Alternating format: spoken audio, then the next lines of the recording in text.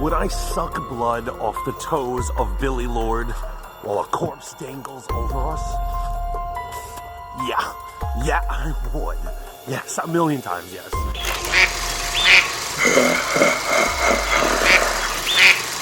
Welcome to Morning Reflections. I am your host, the Fat Mantis, and we are getting into American Horror Story Episode 4. That's right, True Killers. And this was a really good episode.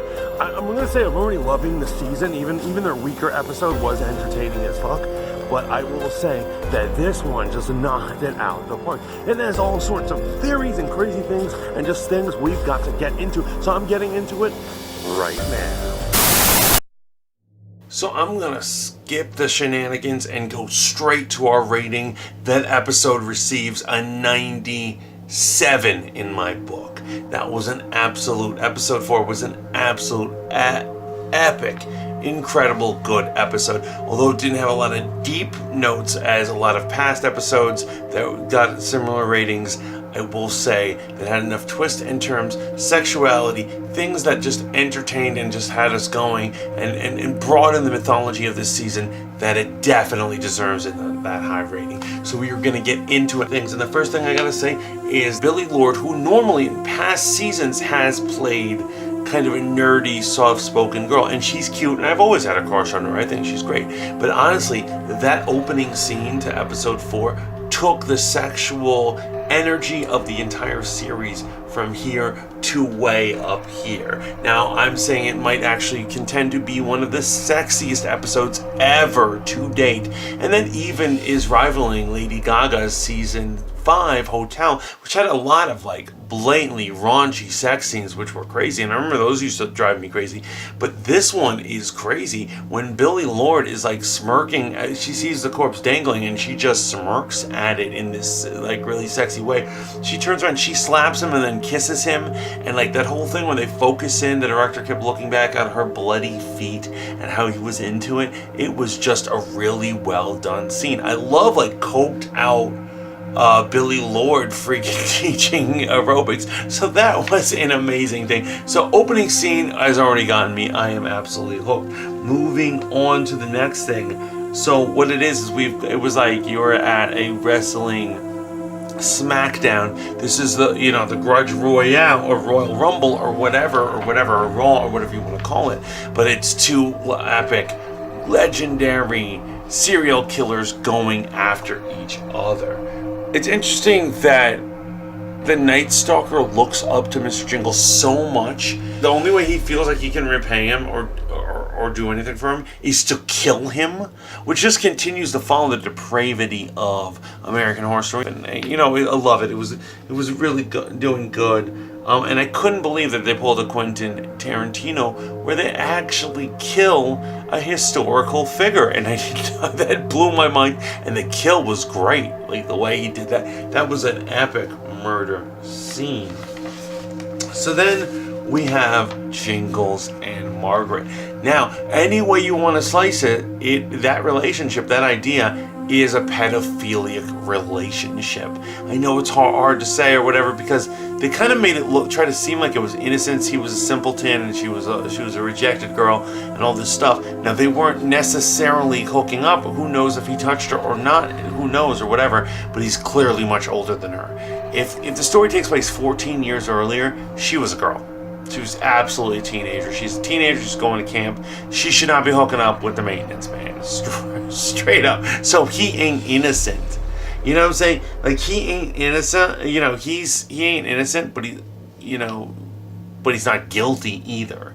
So here's one thing I want to stress about him in general and all this stuff is that there are a bunch of kills that they do not focus on him doing the killing. Porn star producer, and also, for instance, the killing of Birdie the chef and the cooking of Xavier. They don't show him do it. As a matter of fact, in that battle when he fights them, he knocks them both out. And what I'm saying is, why would a real killer just knock them out? Most killers would go straight for the death blow, especially if someone's feeling savage, feeling rage. They are not gonna bother knocking anybody out. It is possible that all these things happen by another killer. Now, it could be Margaret, and that's the easy answer. The other answer is there could be another killer in the camp or somewhere around. So we need to think about that. But absolute possibility. As the psychologist, Nurse Rita, whoever, Donna Chambers, whatever, as she goes on and on in her theories, and she talks about how people can be turned into serial killers and what is their natural habitat and all this stuff, it is an implication that someone can be turned into a serial killer, and someone this season is going to be turned into a serial killer. And I want to submit this idea. Basically, it has to be an innocent person who turns into a psychopath. However, as the episode, we're only up to episode 4, and there's almost no innocent people. Now we have Brooke, and the only thing we have on her is she clearly slept with the best man, obviously. But that doesn't make her a psychopath. There's about 2 people who are innocent, her and Xavier. My idea is that I think that it might be Xavier. We've just seen him cooked. His face is melted. You remember that scene where he's just looking into the reflection of the stove, and he's like, "What has happened to me? What is going on?" And he's going through this whole thing, and scenes for this coming up one has him wanting to burn everything down and destroy everything. I think he's slowly losing his mind, and he will eventually not only become the killer, as we think Brooke is going to be Brooke. I think it's going to be Xavier, but not only that, I think he's going to become this guy. Now, I know I'm against normal theories that come from the ads and all the extra stuff, and it needs to be told in the story. And like for instance, all the kids in the ad campaign don't exist in this show. It's just showing young people getting murdered. I dig it. However, look at this guy in this mask, and many months ago, when Cody Fern first got the script, he went on Twitter and he actually did a thing where he posted himself wearing a ski mask he had long hair at the time. His hair was sticking out, and he said, "Can't wait to join the next season of American Horror Story." Now, I can't find the tweet, so I think it's been taken down.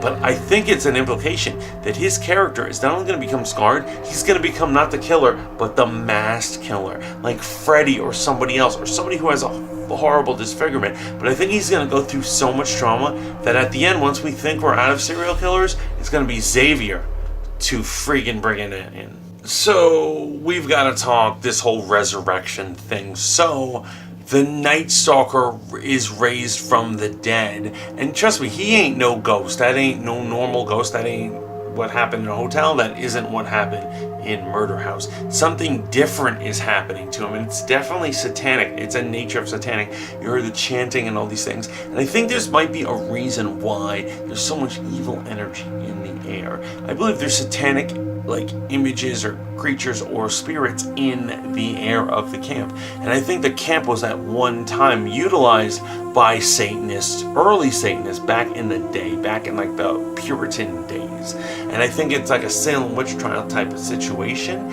And that is why the Night Stalker was offered a second chance at life and resurrected in that way. We've never seen a character go through this before. And it seems almost like the campgrounds themselves are beyond haunted. There is something else going on. Now remember, Ryan Murphy likes to throw curveballs.